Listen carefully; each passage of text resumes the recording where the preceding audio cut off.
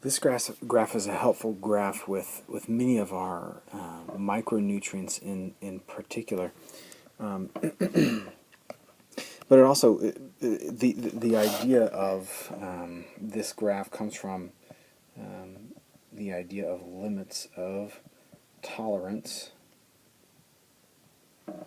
where we have any factor in a plant's life that if you give it too little of the factor, let's say water, it doesn't have a good reaction to that. If you give it the sufficient amount or the optimum amount, it does well. If you give it more than it needs, then it also does poorly. So this is a graph that is based off of that idea. In this case, and in your book, you're thinking about micronutrients, and for instance, you might be thinking possibly about copper, for instance. And with copper, you have a range where if it's deficient, so if you're in this range here, if it's deficient, for every unit that you add, you'll see an increase of growth. Once it hits this sufficiency range, if you continue to give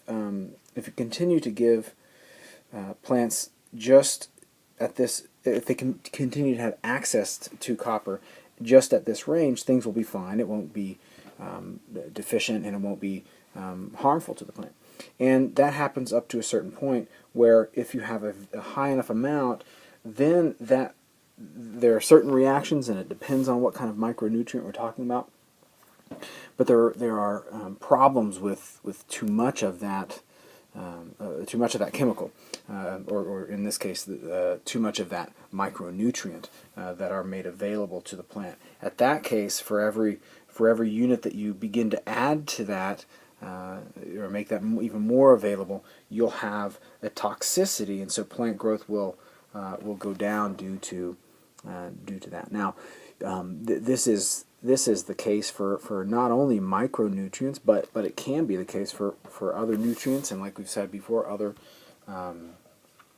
other factors in the environment, in the soil environment. You can think of pH for a specific plant, that if it's too low, you'll have severe reactions to it. But when you begin to raise the pH to the optimum range, things are fine. But then there's also another end where the pH could be too high for that given plant, and so forth. So this is a helpful graph to think about those kinds of matters in plant growth.